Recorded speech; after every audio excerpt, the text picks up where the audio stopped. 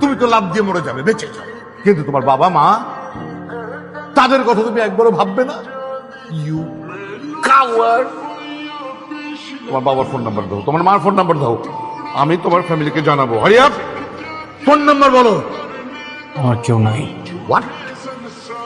কেউ নাই? ঠিক আছে, তুমি এসব সাথে। হয় তুমি আমার পড়াশোনার দায়িত্ব নাও, না হয় আমার এই শহরে থাকা খাওয়ার ব্যবস্থা করো।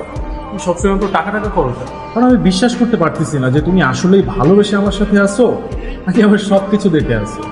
আমি যদি নিজে সেমিস্টার ফির টাকাটা বেয়ার করতে পারতাম, আমি কখনো তোমার কাছে চাইতাম।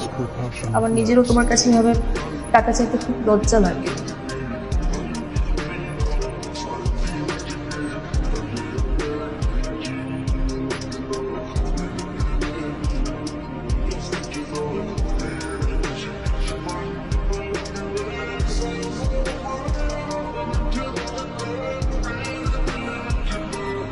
কি জন্য নাম তোমার?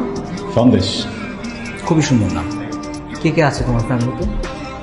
তো ফ্যামিলিতে বাবা আছেন, আমি, দুজন। রসগোল্লা নাই? বাবার ডায়াবেটিস তো, রসগোল্লা খাওয়া নিষেধ। কি করেন তোমার বাবা? তো উনি বিজনেস করেন। তুমি তো অলমোস্ট কমপ্লিট করে ফেলেছিলে, এখন আবার এখানে এসে সেকেন্ড ইয়ারে ভর্তি হলে কেন? স্যার, খাল কেটে কুমির আনা তো মানুষেরই স্বভাব। এমন একটা স্বভাব আমার আছে, কুমির চলে আসে, আমার লেখাপড়াটা হয়নি, কিন্তু আবার শুরু করবো। Okay, good. Sir sir please sir, sir একটা সুযোগ দেন। আমার বাবা খুব অসুস্থ স্যার, বাড়ি থেকে এখনো টাকা পাঠায়নি, বাবার ট্রিটমেন্টে প্রচুর টাকা লাগছে স্যার।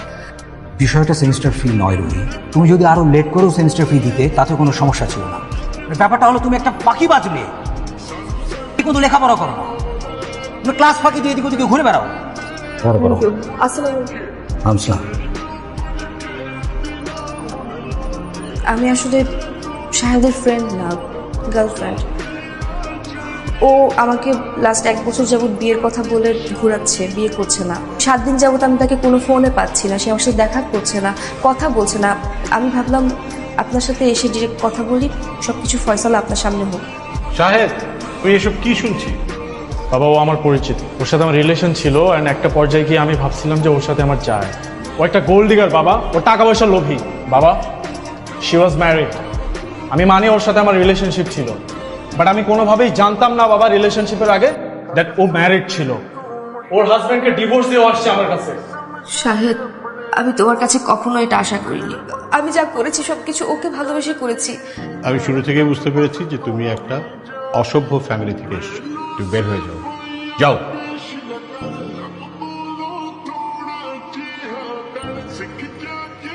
বিয়েটা তো হয়ে গেছে না, সংসারটা করি। কিসের সংসার? আমি আপনার বলছি আমি সংসার করব, আমি আপনার বলছি আমি আপনার বিয়ে করব। হ্যাঁ,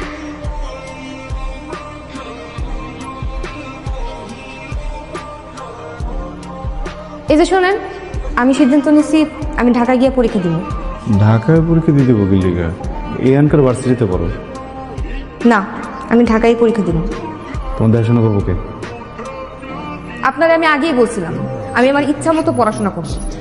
আপনি যদি না পারেন আমার তালাক দেন, আমি যাইগা। আমি তো আপনার জন্য আমার পড়াশোনা থাকতে পারবো না। পুরোটা আছে, গুইনা নিতে হইব না? না, আমি গুনে আছি।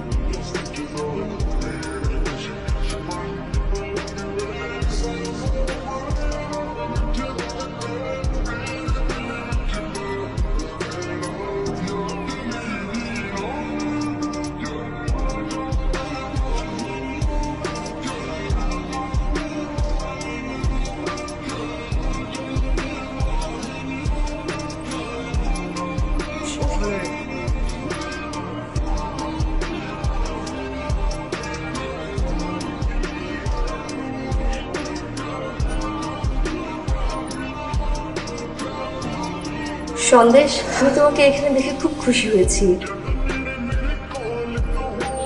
আসলে পরিশ্রম মানুষকে কতটা সফল করে সেটা তোমাকে দেখলেই বোঝা যায়। কি নাম আপনার? রুহি। রুহি, আমি কি আপনাকে চিনি? আমরা কোনো ম্যানারলেসকে হায়ার করতে পারবো না, সো আপনি প্লিজ নেক্সট ক্যান্ডিডেটকে রাখুন। সরি, আপনার চাকরিটা হচ্ছে না, আপনি বুঝতে পারছেন। আপনি না একটু আগে বললেন আমার সব কিছু ওকে আছে, আমি তো ভেবে ফেলেছি আমার জবটা হয়ে গেছে। যে আমাদের এমডি সাহেব যদি আপনাকে শিওর না করেন, সেক্ষেত্রে আমরা আপনাকে শিওর করতে পারবো না।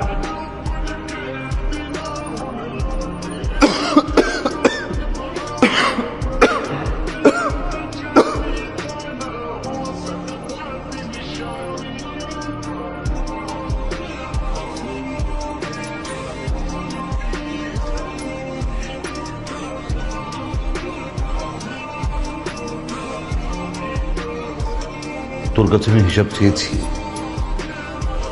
যে ছেলে তার স্ত্রীর জন্য শেষ সম্বলটা বিক্রি করে দেয়, আমি তার কাছ থেকে হিসাব নেব। দেখ বাবা, তুই ছাড়া আমার আর কে আছে? আমাকে তোর কোনো হিসাব দিতে হবে না। তুই তোর মতো করে চালা।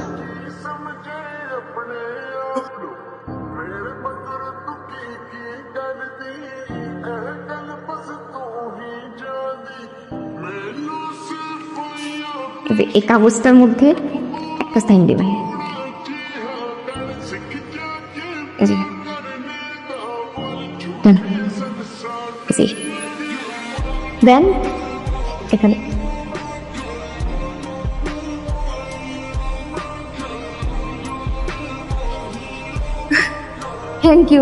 Thank you so much.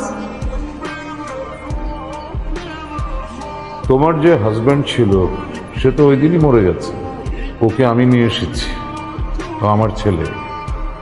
আমি কখনোই চাইবো না আমার ছেলের জীবনে তোমার মতো কোনো মেয়ে আসুক। আমি আমার সব ভুল বুঝতে পেরেছি আঙ্কেল, আপনি প্লিজ একটু সন্দেশকে বলুন।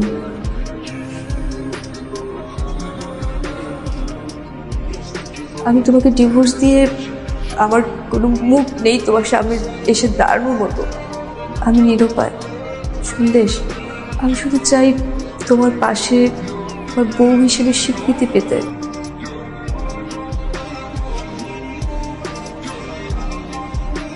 হে,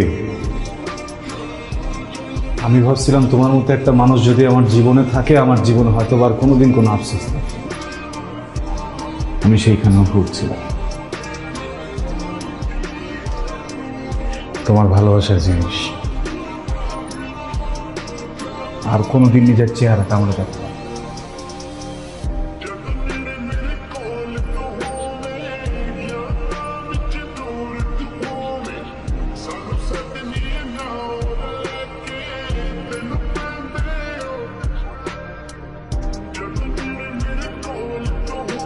আমার মন বিশ্বাস করতে চায় ও আমার টাকা কেনা, আমার জৌলস কেনা, মাপক কোন